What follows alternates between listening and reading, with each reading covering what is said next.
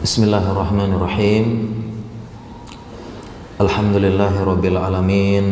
Wassalatu wassalamu ala asyrafil anbiya'i wal mursalin Muhammadin wa ala alihi wa sahbihi ajma'in, amma ba'd. Para jamaah salat maghrib yang semoga dirahmati dan disayangi oleh Allah, Assalamualaikum warahmatullahi wabarakatuh. Alhamdulillah, segala puja dan puji kepada Allah. Salawat dan salam kepada suri teladan kita Nabi Muhammad sallallahu alaihi wasallam. Para jamaah sekalian, insyaallah di waktu maghrib yang penuh berkah ini kita akan membahas tema kita, hikmah sunnah dalam kesehatan. Hikmah sunnah dalam kesehatan. Para jamaah sekalian yang dirahmati Allah, kita berbicara tentang sunnah. Sunnah maksudnya adalah petunjuk Nabi Sallallahu Alaihi Wasallam, jalan hidup beliau. Sana artinya jalan, petunjuk, dari kata-kata sunnah. Ya, sebagaimana dalam hadis, man sanna fil islami sunnatan hasanatan, ya, barang siapa memberikan contoh, memberikan jalan, petunjuk. Jadi sunnah Nabi Sallallahu Alaihi Wasallam, petunjuk beliau, contoh beliau, arahan beliau, kehidupan beliau.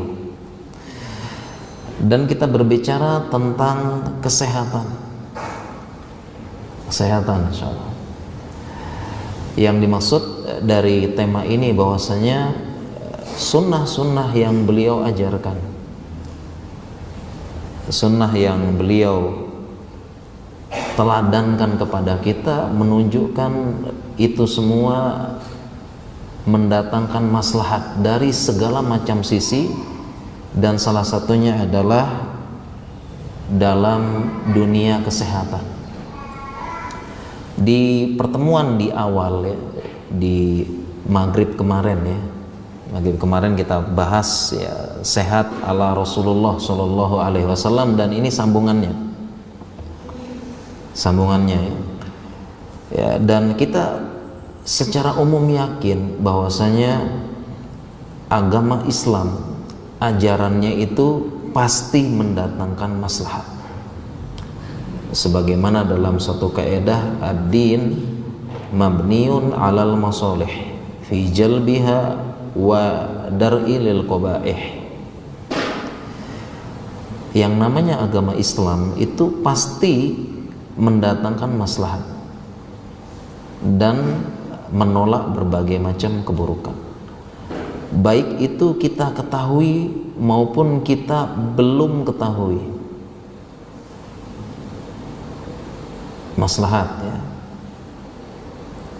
ya, baik itu kita tidak ketahui karena kita tidak melihat secara utuh, ya, maupun karena kita memang belum mendalami. Contoh misalnya, sebagian orang mengatakan, ya, kenapa dilarang riba? Kenapa dilarang riba gitu? Bukankah kalau riba itu suatu hal yang wajar gitu, ya? Jadi saya butuh uang 1 juta gitu. Kemudian ada yang meminjamkan ke saya, dia pinjamkan 1 juta. Saya bayar 1.100.000. Kalau menurut saya, menurut logika saya ini wajar gitu. Wajar, dia minjamkan 1 juta, kemudian ya 100.000-nya itu kan sebagai kompensasi gitulah. Ya, kompensasi dia mau minjemin, ya, dia mau uangnya dipakai dulu selama sekian, ya, rela, itu kompensasi, ya, 100.000 itu. Dan juga dia ikhlas, saya juga ikhlas kok, ya, saya tahu uangnya saya pakai 1 juta, saya juga tahu diri, ya udah saya balikinnya 1.100.000, ya, seperti itu nggak masalah. Masalahnya di mana sebenarnya? Kian masuk-masuk aja logikanya. Toh kita sama-sama ridho kok. Saya juga tahu diri minjem uang orang. Nah, Sebagian mungkin tidak tahu ada maslahat, ada mafsadah. Tetapi kalau kita melihat lingkup lebih luas lagi, riba inilah yang menghancurkan ekonomi suatu bangsa.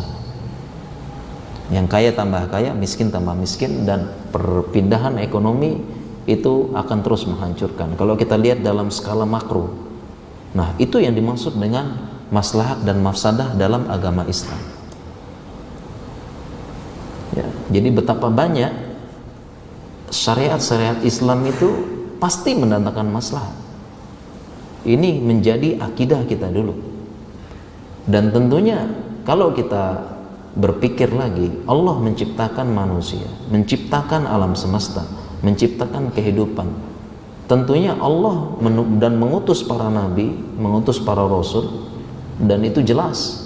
Ya, asarnya ada, sisa-sisa Fir'aun ada, sisa Nabi Musa, peninggalan Ibrahim, jelas Allah mengutus para nabi dan rasul dengan berbagai macam aturan sesuai syariat masing-masing dari para nabi dan rasul. Dan diutuslah nabi terakhir bagi kita, Nabi Muhammad SAW, dan tentunya Allah mengutus itu tentunya untuk kemaslahatan kita. Dan Allah yang menciptakan, yang lebih tahu maslahatnya bagi kita. Meskipun kita manusia kadang-kadang kok nggak masuk logika ya, logika saya, perasaan saya sepertinya enak ini. Allah yang menciptakan. Ibaratnya para jamaah sekalian ya, kalau kita punya HP, punya gadget produksi A misalnya ya, pabrik A, ketika rusak, ketika ada apa-apa, tentu kita akan membawa ke perusahaan yang membuat, karena perusahaan yang membuatlah yang lebih tahu, lebih paham tentang produknya. Mau diapakan, digantikah, diapakan, yang membuat lebih paham. Ke servis kita pengennya yang ke dealer resmi, di sana mereka lebih tahu, lebih ini, lebih pasti ya. Dan dengan demikian juga dengan Allah Subhanahu wa Ta'ala menciptakan, mengutus nabi, mengajarkan sunnah, itu pasti ada maslahat. Dan demikian juga dengan berbagai macam sunnah-sunnah Nabi Sallallahu Alaihi Wasallam. Kita sudah bahas kemarin malam ya, tapi masih secara umum. Dimulai dari sunnah beliau, dari pola tidur, dari pola makan, dari pola pikir semua, dan ajaran-ajaran itu semua sebenarnya kembali untuk kita juga, khususnya dalam dunia kesehatan. Dunia kesehatan. Ya. Itu kembali ke kita juga. Diajarkan berpuasa, ya, berpuasa juga ternyata bukan semata-mata itu adalah sekedar ibadah, ya, tetapi itu pun juga itu adalah bermanfaat bagi kita juga. Berpuasa, kalau kita berbicara ya puasa, dari puasa Ramadan, kutiba alaikumusiyam kama kutiba alal ladzina min qablikum la'allakum tattaqun, diwajibkan sebulan. Puasa sunnah yang lain, Senin Kamis, puasa Nabi Daud, dan puasa-puasa yang lain, itu semuanya kembali kepada kita juga.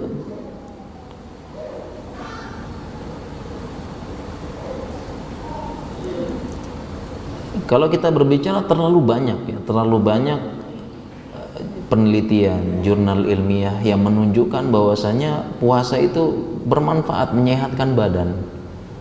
Hampir semua ilmuwan sudah sepakat dah. Ya, bahkan dalam jurnal penelitiannya itu ada, kalau bahasa jurnal penelitiannya disebut dengan intermittent fasting. Kita klik itu, jurnal ilmiah keluar, manfaat semua.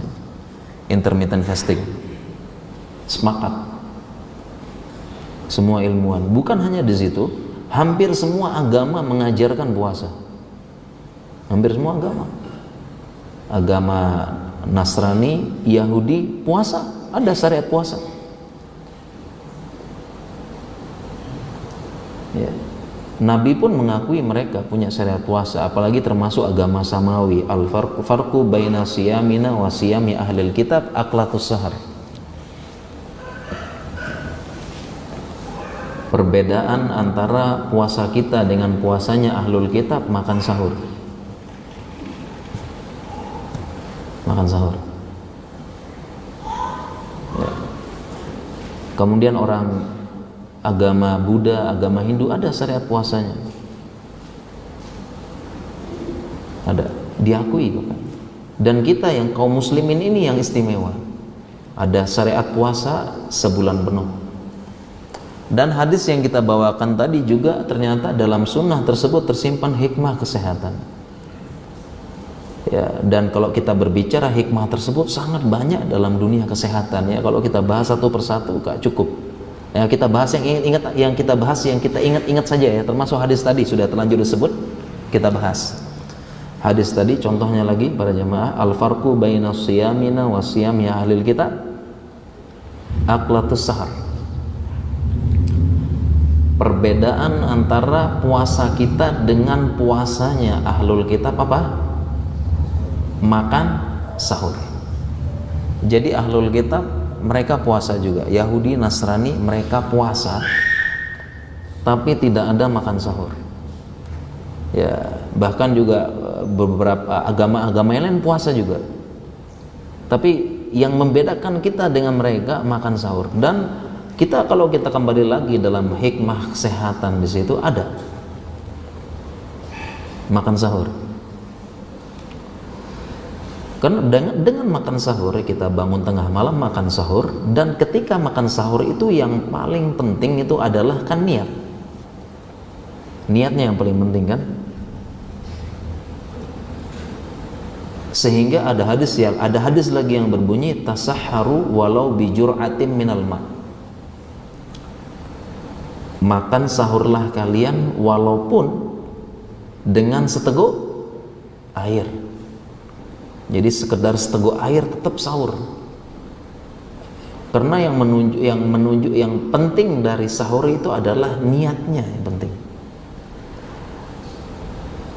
Nah, hikmah kesehatannya di situ adalah kalau kita niat gitu ya, sahur, kita berniat puasa, sebenarnya di situ ada pengaturan yang namanya pengaturan dari mindset otak. Istilahnya otak itu melakukan mindset, melakukan pengaturan, sebagian lagi menjelaskan melalui bagian hipotalamus. Jadi kalau kita bicara anatomi lagi ya, ada hipotalamus ya.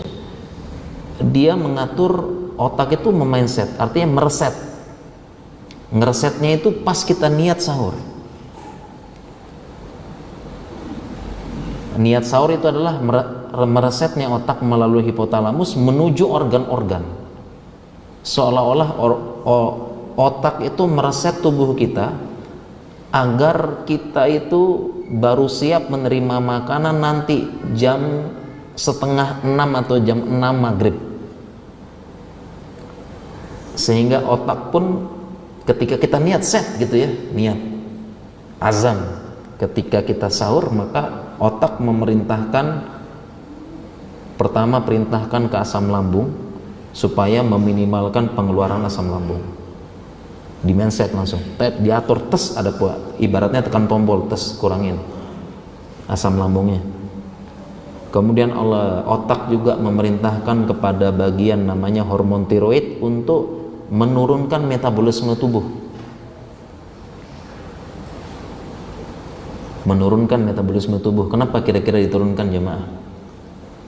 Supaya hemat energi. Ya, supaya hemat energi. Jadi metabolisme tubuh diturunkan. Hemat energi. Dan kalau kita kembali lagi ada hikmah lagi. Makanya para jemaah sekalian, ketika kita sedang puasa, itu metabolisme kita diturunkan, sehingga kalau marah itu nggak bisa, susah kayaknya. Kalau puasa itu mau marah, mau jengkel tuh agak susah, bener nggak jemaah? Kalau lagi puasa itu badan itu nggak terlalu lemes, nggak terlalu juga ngejos, pengen loncat-loncat, pengen teriak-teriak tuh nggak. Coba ya pas puasa ya.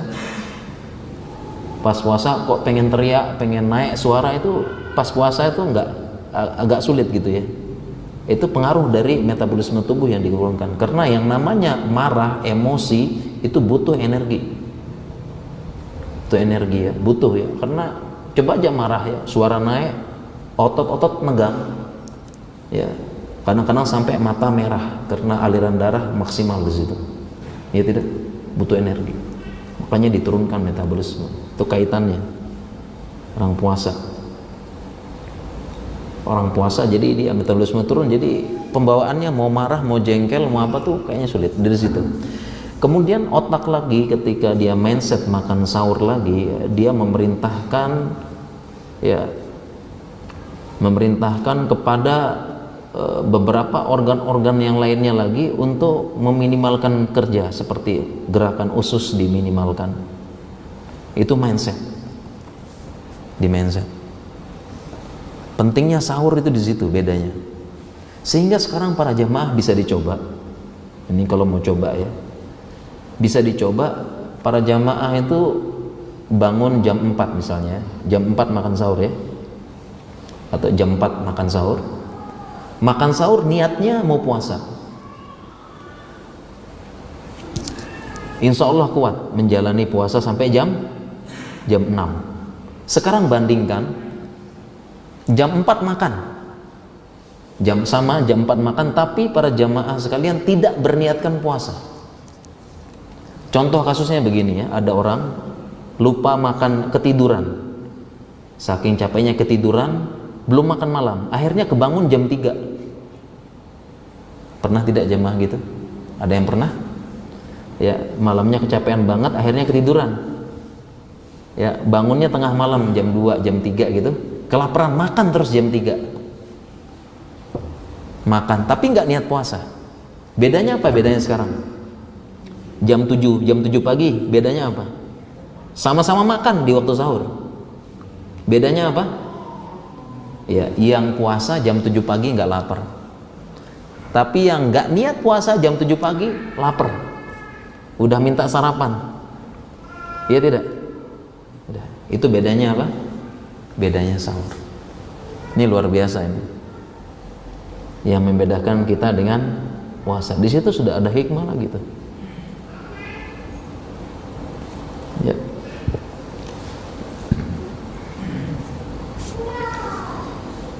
Demikian juga dengan puasa ya. Kalau puasa jelas ya.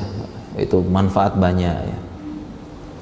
Bagi tubuh, menyehatkan, mengatur, ya, meminimalkan energi yang masuk selama ini ya, terlalu banyak ya fungsi-fungsinya ya, menstabilkan gula, kolesterol dan sebagainya.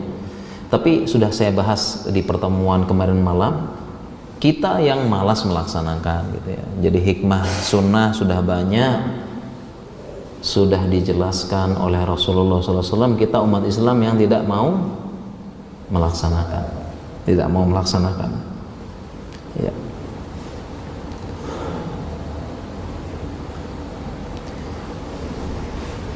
Nah, terkait dengan sunnah para jamaah sekalian, hikmah sunnah dalam kesehatan, ada satu pokok pembahasan yang terkait dengan akidah yang perlu kita jelaskan gitu.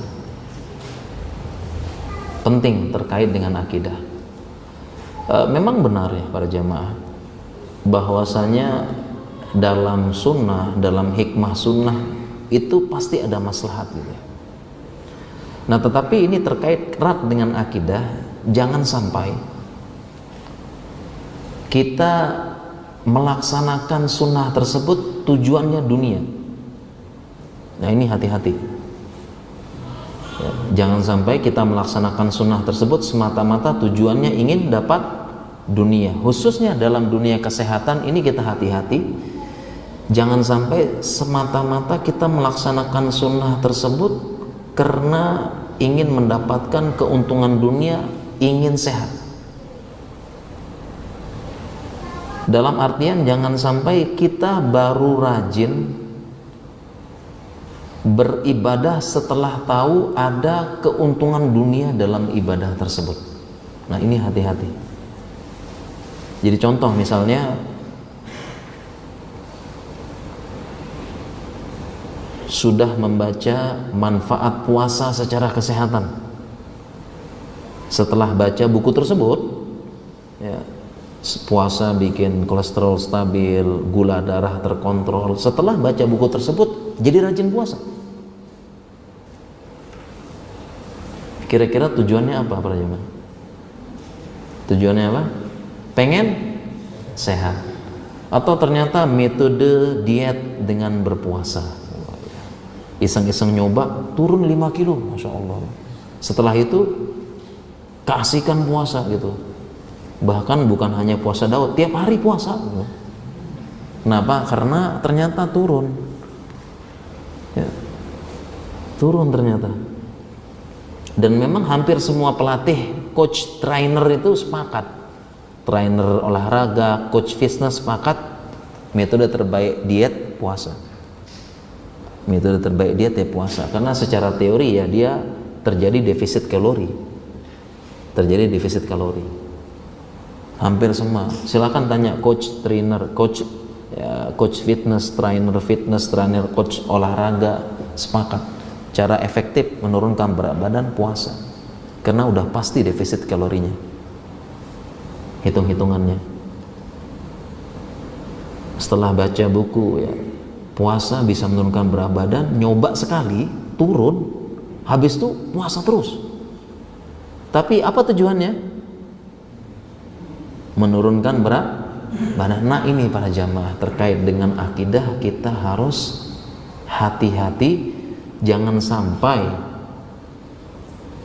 baru rajin ibadah setelah tahu ada kepentingan dunia dalam ibadah tersebut. Ini hati-hati, sebagian ulama memasukkan ini adalah termasuk menyekutukan Allah dalam ibadah.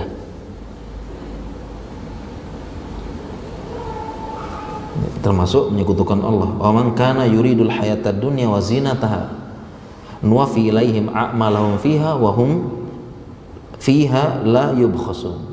Ya, barang siapa yang menginginkan dunia dan perhiasannya, ya, tujuannya dunia, nuwaffi ilaihim, kami kasih.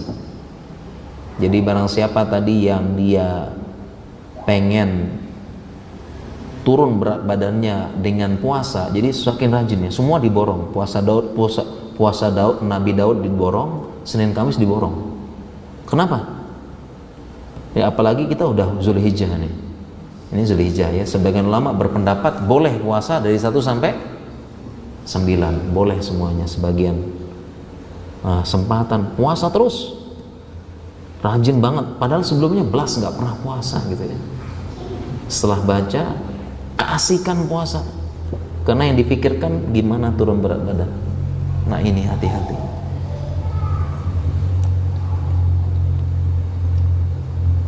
Allah berfirman nuwafi ilaihim, kami kasih. Jadi kalau dia tujuannya dunia, kami kasih, benar turun berat badannya. Nuwafi ilaihim, kami kasih. Ya, bahkan disebutkan hum fiha la yubkhasun, enggak dikurangi. Jadi siapa yang gak hanya ini ya, siapa yang tujuannya dunia, lahir di dunia, tujuannya dunia terus, tidak ada sedikit pun orientasi akhirat. Bagaimana dia hidup di dunia, kerja, cari uang, makan, punya istri, punya anak, menikmati pensiun, mati selesai, cuma dunia terus. Apa kata Allah? Nuwafi ilaihim amalahum, kita kasih. Dia cari dunia, Allah kasih. Banyak yang sukses dikasih sama Allah. Bahkan Allah mengatakan fahum fiha la yubkhasun, tidak dikurangi. Enggak dikurangi, dikasih sama Allah. Ya, tapi Allah melanjutkan ulaikal ladzina laisa lahum fil akhirati illan nar. Tapi mereka ini yang orientasinya dunia saja, apalagi ibadahnya itu memang tujuannya dunia. Ya, yang seperti ini ya laisa lahum fil akhirati illan nar. Bagi mereka di akhirat jatahnya neraka. Jatahnya neraka. Nah sehingga ini ya, kalau kita berbicara hikmah sunnah dalam kesehatan, ini yang perlu kita jelaskan dulu jemaah. Sunnah-sunnah yang diajarkan Nabi Sallallahu Alaihi Wasallam itu pasti kita yakin dulu ada maslahat gitu loh. Ada masalah, tetapi jangan itu yang menjadi tujuan utama. Ibaratnya itu adalah bonus, efek samping bahasanya. Tujuan utama kita apa? beribadah kepada Allah Subhanahu wa taala. Tadi subuh kita bahas rahasia sholat malam, tema kita tadi subuh, dan kita juga bahas ya sholat malam itu memancing pola hidup yang sehat. Tidur di awal malam, tidur siang, bangun, curhat pada Allah, bisa jadi memang bikin sehat. Bikin sehat. Tetapi jangan sampai ya baca buku, ikut kajian, manfaat sholat malam secara medis, habis baca sholat malam terus, padahal sebelumnya tidak pernah sholat malam. Dan ketika dia sholat malam terus, itu yang dipikirkan sehatnya itu. Jadi baru rajin ibadah setelah sholat malam. Lalu bagaimana kita menyikapi, para jamaah sekalian? Kita menyikapinya adalah kita ikhlaskan kembali niat kita kepada Allah, dan yang lain-lain itu hikmah kesehatan, manfaat kesehatan itu bonus. Saya kasih gambaran para jamaah, kasih gambaran agar kita lebih paham ya. Kita berbicara masalah puasa, masih puasa ya, yang tadi sudah dibahas ya. Jadi kalau bahas yang lain banyak, hadis-hadisnya banyak ya. Kalau kita bicara pola tidur, pola makan, bagaimana supaya hikmahnya tidak meniup yang panas ya. Kemudian hikmah supaya tidak terburu-buru dalam makan ya, kenapa jalan seperti ini dan sebagainya, itu ada hikmah semua. Kita bahas yang ini dulu. Saya kasih contoh para jamaah sekalian, masih berbicara tentang puasa. Kita sebutlah perbandingan, ada si A dan ada si B ya, ada si A dan ada si B. Si A ini baru saja membaca buku manfaat puasa secara medis. Ini si A ya. Jadi si A ini paham sekali manfaatnya puasa secara medis. Dia paham ya, menurunkan kolesterol, beginilah, tensi stabil gitu. Jadi intinya si A ini paham ya manfaat puasa secara medis. Kemudian ada si B. Si B ini nggak paham, tidak paham manfaat puasa secara medis, nggak pernah baca bukunya. Yang B ini, yang diketahui oleh B adalah ya, puasa itu syariat Islam, dan puasa Ramadan wajib bagi seorang muslim. Yang dia tahu adalah tadi kutiba alaikumusiyam kama kutiba alal ladzina min qablikum. Kemudian masuklah bulan Ramadan. Masuk bulan Ramadan ya. Si A puasa, si B puasa juga. Ya. Si A puasa, si B puasa. Sekarang pertanyaannya para jamaah, apakah si B ya mendapatkan manfaat kesehatan puasa sebagaimana yang diketahui oleh si A? Dapat tidak si B? Pertanyaannya ya, si B ini dapat tidak manfaat puasa sebagaimana teori yang diketahui oleh si A? Dapat tidak si B? Dapat ya jamaah ya? Dapat tidak? Dapat. Oke, dapat ya si B berarti ya. Padahal kan dia nggak tahu tuh, nggak tahu teorinya, melancarkan ini, hipotalamus tadi nggak tahu si B tadi. Ya, hipotalamus, mindset nggak tahu tadi.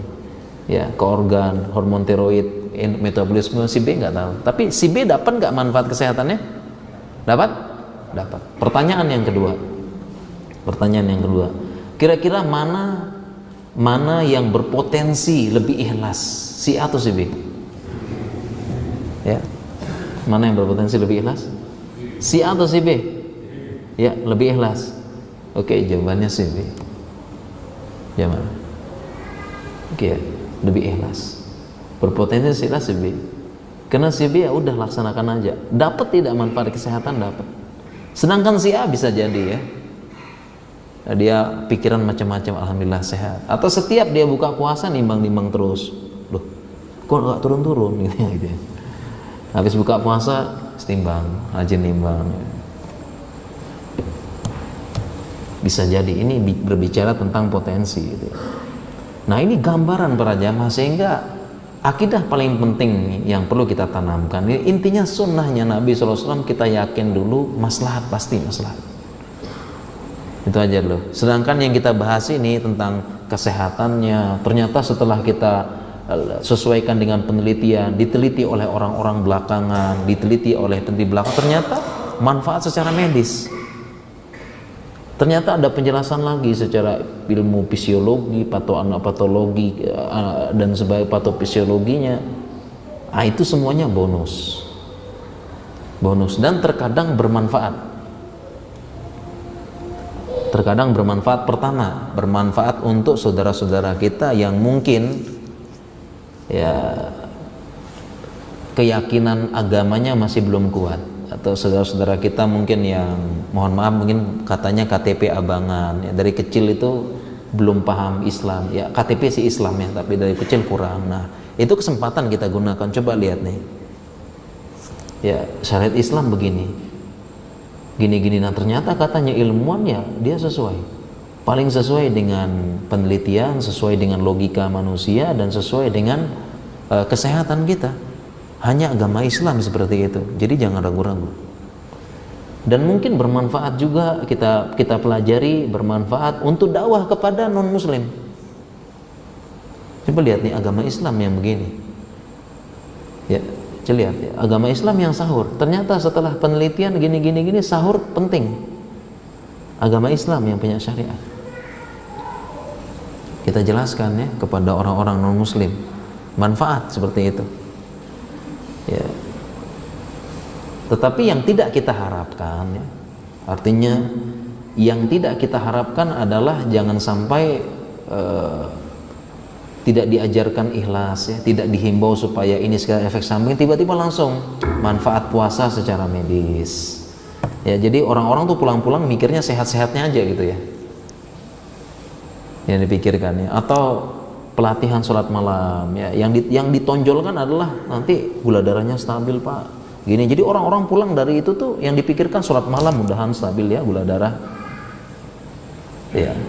Padahal yang diharapkan adalah ketika sholat malam ya dia ingat hadis Nabi, ayat ya, tatajafa junubuhum anil madaji yad'una rabbahum khaufan wa tama'a, seperti itu. Kita masih bicara lagi tentang hikmah sunnah dalam kesehatan. Ada lagi yang penting juga yang perlu kita sampaikan para jemaah, menjelaskan tentang sunnah dengan kesehatan. Yang cukup penting juga adalah kita menjelaskan hikmah sunnah, hikmah syariat itu dengan ilmu yang valid.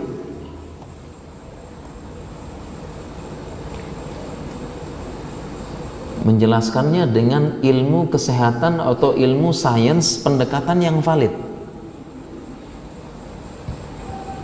bukan dengan katanya sebagian orang dengan ilmu cocokologi ya. Dan ini cukup banyak dalam ilmu kesehatan. Jadi kita jelasinnya tuh memang kan ini ditarik benang merah gitu ya, sunnah dengan hikmah kesehatan.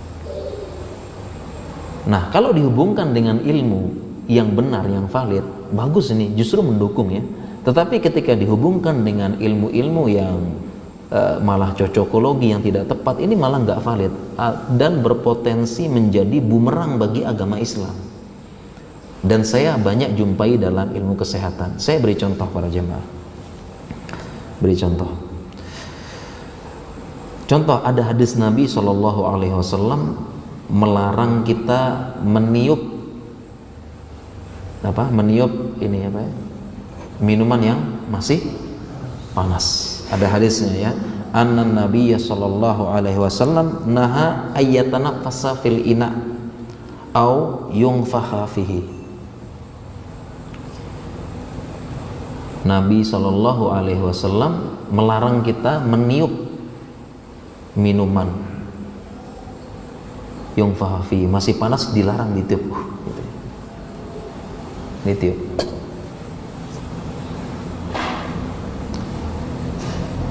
Ya, dan sebagian orang tentu pasti mengkaitkan benang merah hikmah kesehatannya apa ini kira-kira ini? Ya, hikmah kesehatannya apa? Nah, kalau dijelaskan dengan ilmu yang valid alhamdulillah, tetapi ketika dijelaskan dengan ilmu yang tidak valid jadi bumerang. Contohnya saya baca artikel dan artikelnya tersebar sebagian di internet gitu ya. Tahu enggak artikel tersebut berbunyi, Anda tahu kenapa ini dilarang? Karena ternyata secara ilmu kesehatan berbahaya katanya. Kemudian dia buat, karena kalau kita lihat terjadi reaksi kimia ketika ditiup. Air H2O. Sedangkan napas kita apa? CO2. H2O ditambah dengan CO2 akan menghasilkan H2CO3. Dan ini disebut dengan hidrogen peroksida, dan hidrogen peroksida cairan yang berbahaya. Itu makanya tuh hikmah dilarang secara kesehatan. Ada yang punya basic ilmu kimia di sini? Ada yang aneh tidak dari penjelasan ini? Ada yang aneh? Sangat aneh. Aneh. Ya, jadi ini sangat aneh. Kenapa tidak semudah itu terjadi reaksi kimia dan terbentuk hidrogen peroksida? Ya, artinya pengen jelasin hikmah kesehatan, tapi cocokologi dengan ilmu yang tidak valid, sehingga menjadi bumerang justru. Saya khawatirnya kalau ada non muslim baca ini diketawain nanti. Ternyata Islam begini, kocak juga gitu ya Islam. Ini ada ini. Contoh lagi, saya ajar tadi. Contoh. Dan ini tulisannya tersebar di internet. Tahu tidak ya, contoh lagi ya. Tahu ini keajaiban sujud judulnya. Apa jemaah? Keajaiban sujud. Dibawalah hadis Nabi sallallahu alaihi wasallam, aqrabu ma yakunu bainal abdi wa rabbih fa huwa sajid. Itu ada hadisnya. Jarak terdekat antara hamba dan Robnya ketika sujud. Fa'aksirud doa, perbanyaklah doa. Hadisnya ada.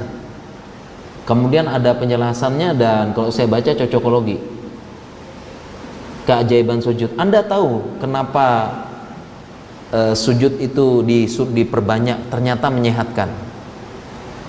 Karena ketika sujud ya, di otak kita ini ada pembuluh darah yang hanya mengalir ketika sujud katanya. Ada yang pernah baca ini? Para jemaah? Ada yang pernah baca jemaah? Artikel ini, tulisan ini. Keajaiban sujud. Kenapa? Karena di pembuluh darah kita nih, di otak kita ada pembuluh darah yang hanya bisa mengalir ketika sujud katanya. Sehingga ini luar biasanya sujud. Ini keajaiban sujud. Bawa hadis tadi. Nah, ini bagi orang awam yang nggak punya basic, ini bacanya masya Allah, pasti gitu komentarnya.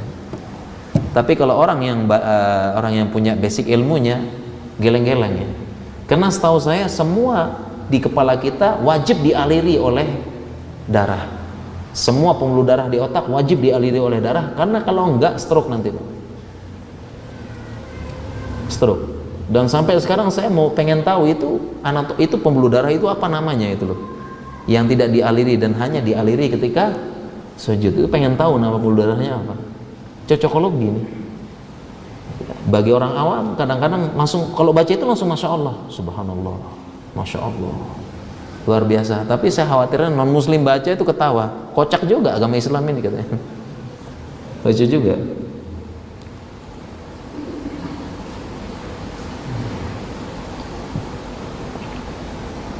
Juga insya Allah.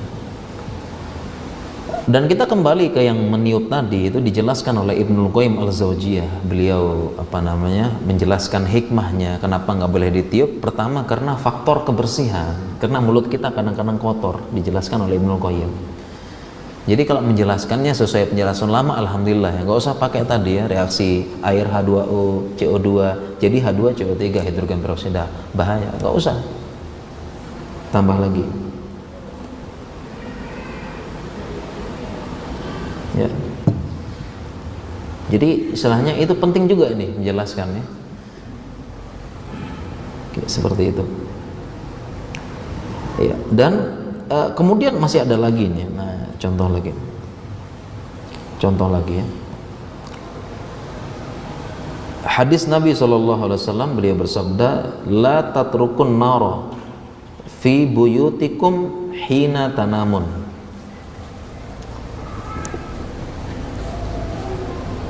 Nabi SAW bersabda, la tatrukun nara fi buyutikum hina tanamun. Janganlah kalian membiarkan api atau pencahayaan atau lampu di rumah kalian ketika kalian dalam keadaan tidur. Dalam keadaan tidur ya. Dalam keadaan tidur. Ya, jadi perintahnya Nabi SAW kalau kita tidur, sumber pencahayaan di zaman beliau itu disuruh apa? Matikan dari api. Ya, nih? Dari api. Nah, kemudian kemudian tiba-tiba ada penjelasan lagi nih. Penjelasan, tahu enggak hikmahnya ini? Makanya kalau kita tidur wajib matiin lampu, harus gelap-gelap katanya. Sesuai dengan hadis Nabi ini.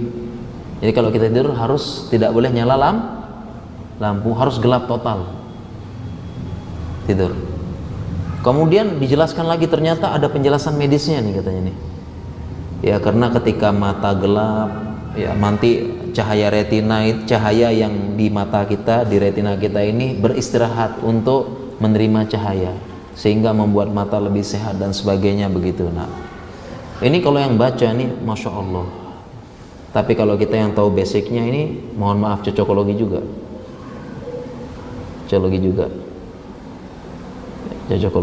Jadi harus gelap total berdasarkan hadis ini kan, la tatrukun nar, matikan semua api fi buyutikum, di rumah kalian, hina tanamun, kalau tidur.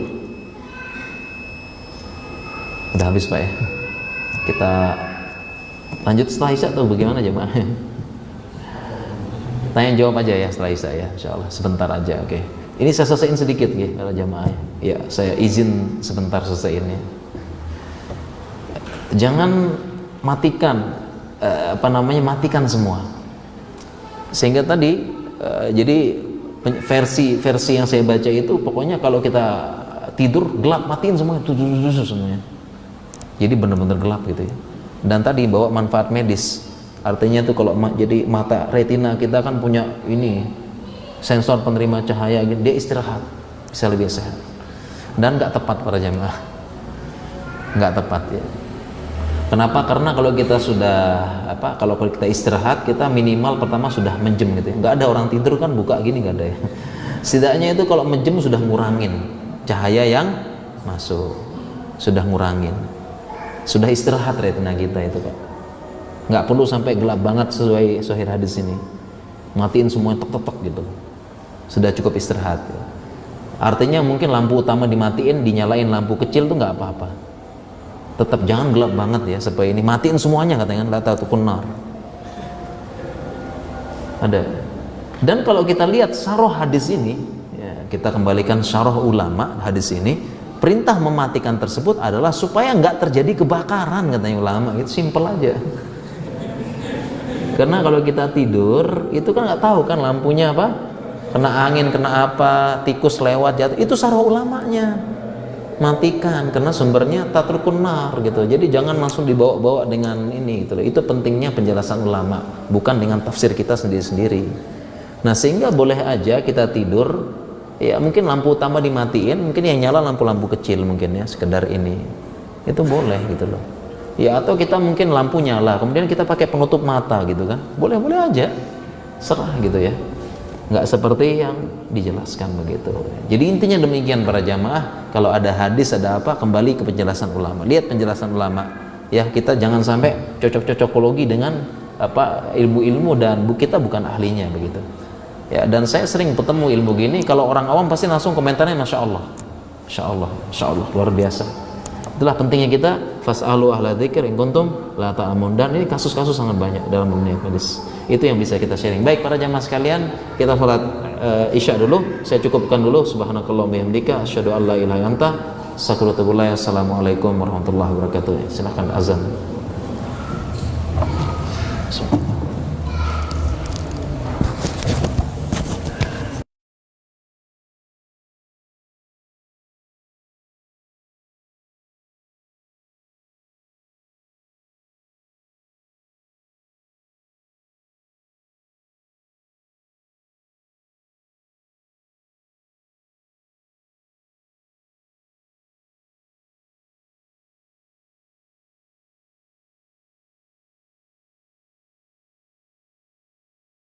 dapat informasi dari takmir kalau kita langsung lanjutkan dengan tanya jawab, insyaallah sambil menunggu iqamat.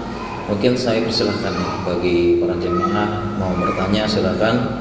Mudah-mudahan saya bisa menjawab insyaallah. Oke, silakan. Waalaikumsalam warahmatullahi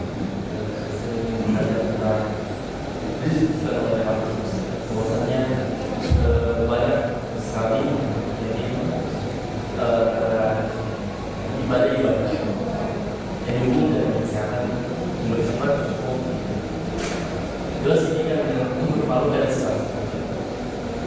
Apakah ada waktu usaha untuk membantu hal seperti ini? Ini sangat berbahaya. Ya baik ya.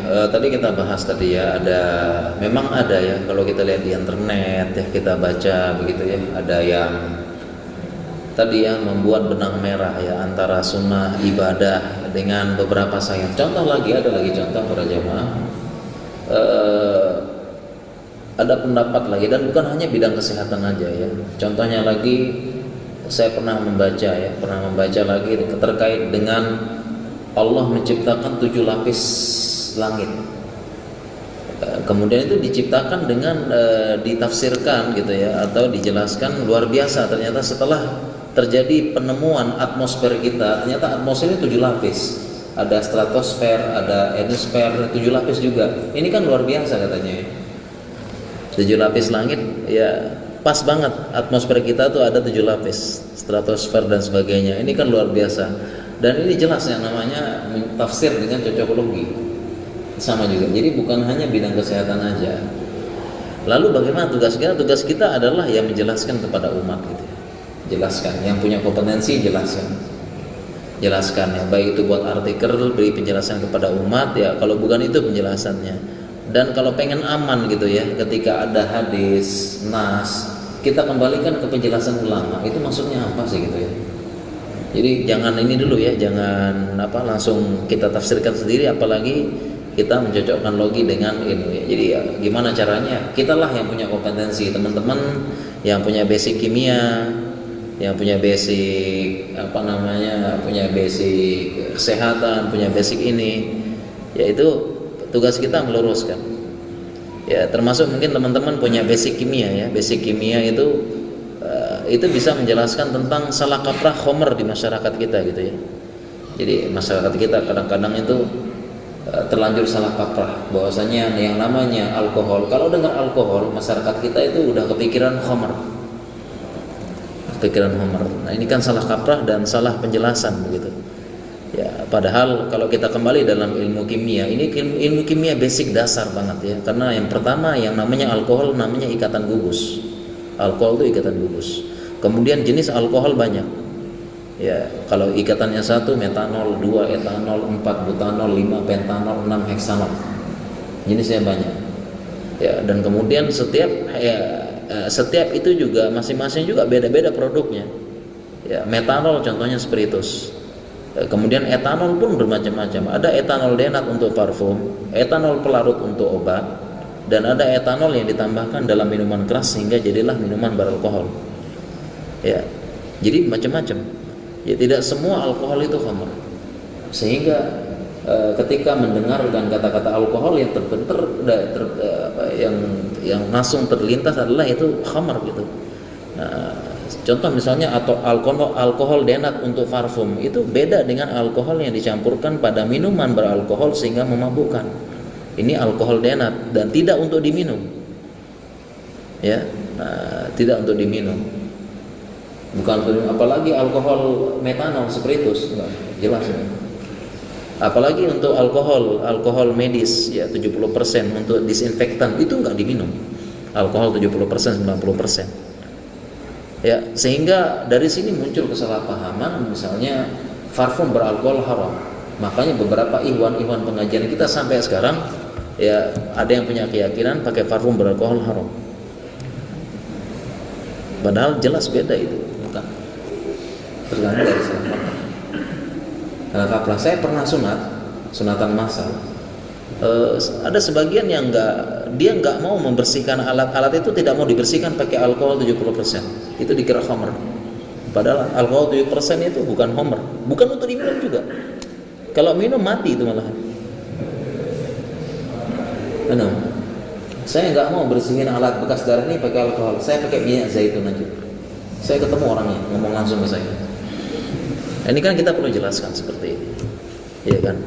Kita jelaskan ya terkaitan seperti ini. Nah, tugas kita berarti menjelaskan, mungkin begitu insyaallah. Ya. Oke, silakan mungkin para jemaah tanya lagi. Silakan.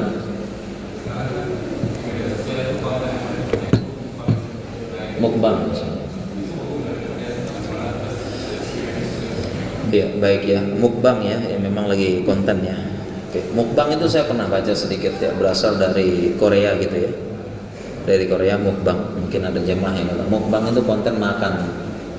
Mukbang berasal dari Korea yang konon katanya itu karena orang Korea itu punya kebiasaan kalau makan rame-rame. Kemudian biasanya makan rame-rame sekeluarga, kebiasaan, dan itu sunnah Nabi SAW makan itu bareng-bareng, sunnah, dan ngobrol. Sunnah Nabi SAW. Di situ ada hikmah sunnah. Ini bicara hikmah sunnah lagi ya. Kita bahas di sini juga nih, mumpung ditanyakannya. Ya, termasuk sunnah adalah ngobrol, makan, ngumpul, ngobrol. Itu sunnah juga. Ngobrol. Ya, makan, ngumpul, sambil makan ngobrol-ngobrol. Tentunya ditelan dulu ya. Belum baru ngobrol. Dulu ya. Baru ngobrol. Jangan masih di mulut ngomong gitu ya, enggak. Maksudnya orang tua dulu jangan makan sambil ngobrol tuh itu ya. Masih di mulut terus ngobrol. Tapi kita sunnahnya itu ngumpul gini ngobrol-ngobrol. Dan di situ terjadi dan itu nanti akan memudahkan makannya jadi lebih mudah, pencernaan jadi lancar dengan ngobrol tersebut karena tercipta suasana yang nyaman. Makan. Ini hikmah sunnah. Berbeda dengan orang barat, ada yang namanya table manner. Orang barat itu coba ya, yang pernah tahu ke Perancis kemana, dan namanya table manner. Jadi kalau makan pakai aturan. Ya, cara pegang sendok, cara pegang apa, nggak boleh ngomong sembarangan, cara motong nggak boleh, terus nggak boleh ada suara piring sama sendok, nggak boleh misalnya lagi ceteng, nggak boleh itu table manner. Itu ada aturan mereka. Alhamdulillah Islam nggak ada, makan aja sudah, gitu langsung ngobrol, santai ngobrol, makan, nyuap gitu ya, santai nikmatin ngobrol, ya makan dengan lahap. Itu alhamdulillah itu justru membuat kita lebih pencernaan lebih lancar daripada tegang gitu kan. Posisinya, cara motongnya gitu juga, table manner gitu. Hikmah. Sunnah malah para jamaah. Jadi kalau ngobrol-ngobrol sama keluarga, makan, ngobrol-ngobrol itu malah melancarkan pencernaan, lebih lancar daripada tegang gitu. Seperti itu. Nah, kita kembali ke mukbang tadi itu ya. Itu sebenarnya adalah orang Korea punya kebiasaan makan bareng. Nah, ketika mereka merantau sendiri, mereka ketika makan sendiri itu merasa ada yang hilang. Ya, akhirnya salah satu cara supaya mereka bisa makan rame, mulai mereka live-kan supaya mereka, dan akhirnya jadi kebiasaan konten makan gitu ya. Nah, itu bagaimana tentang mukbang ini? Yang pertama adalah sebenarnya kalau kita bicara hukum asalnya mubah.